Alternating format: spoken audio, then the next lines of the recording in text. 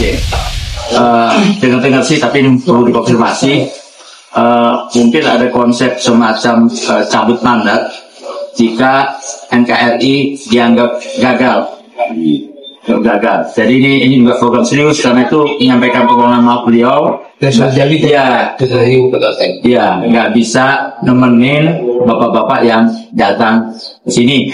Nah, begitu nanti saya akan mintakan yang mewakili bapak-bapak ini untuk memberi sambutan. Kira-kira maksud dan tujuannya ke sini seperti apa?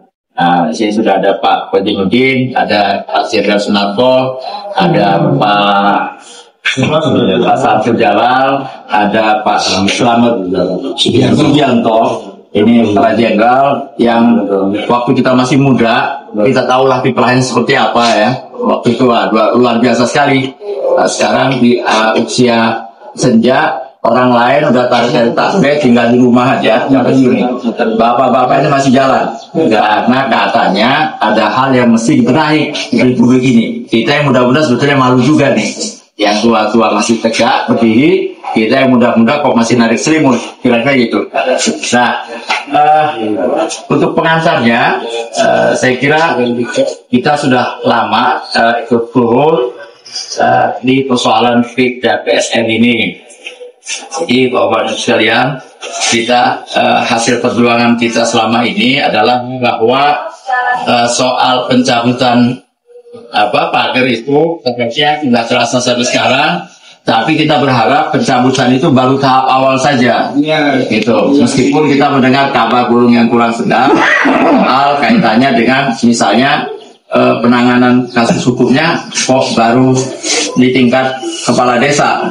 Dan kepala desanya cuma satu, padahal pelanggar itu hitungan saya itu ada sekitar 19 kepala desa.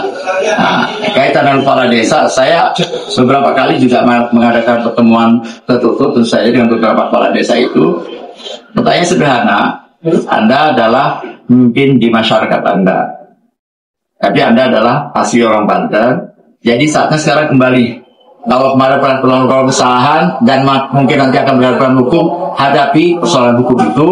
Tapi Anda adalah warga Banten yang memimpin di tempat Anda. Sekarang kembali ke masyarakat, berdamailah dengan masyarakat, kesalahan-kesalahan itu bicarakan dengan masyarakat, sehingga di kemudian hari nanti tidak ada penyesalan. Kalau Aguan dan kawan-kawan itu, misalnya kita menang dalam perjuangan ini, dia bisa pulang kemana-mana. Dia bisa pulang ke Hong Kong, bisa pulang ke Cina, bisa ke London, bisa ke Amerika, duitnya banyak. Tapi kalau kepala desa itu, kita yang menang, dia belum insaf, belum tobat, mau pulang kemana? Mungkin kuburan aja dia nggak punya nanti di tanah kelahiran sendiri.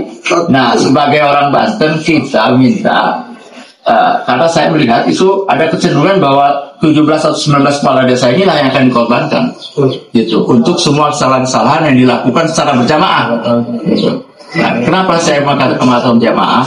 Ini Pak Nusron Wahid, bahasa beliau sedang pusing nyegokin ya kan? Karena kesalahannya sedemikian banyak yang harus ditutupi. Saya merasakan juga kayak Pak Nusron harus menghadapi begitu banyak banyak tekanan, karena hampir seluruh sektor terlibat. Di tingkat kabupaten misalnya ya, kita harus tahu bahwa kaitannya dengan NJOP yang dalam waktu 1 tahun berubah 3 kali, gitu, dari 30 menjadi 105.000 per meter, kemudian menjadi 48.000. Itu ada beberapa pejabat terlibat di situ. Kemudian ketika pemilu, bupatinya juga mungkin terlibat waktu itu, karena biaya pemilu itu menggunakan, saya dengar nih, menggunakan pajak BPHTB dari sertifikat laut itu, gitu. Jadi kalau ini berjalan begitu saja, mungkin nggak bakal tercium.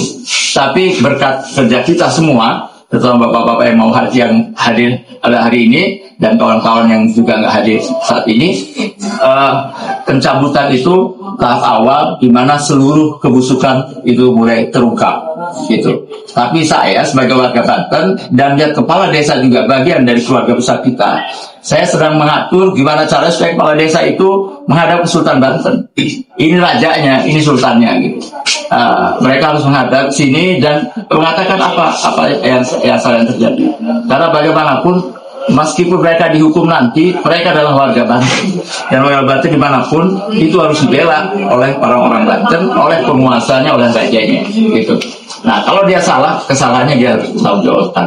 Ya, setuju dengan Pak Nato. Saya kira itu pengantarnya.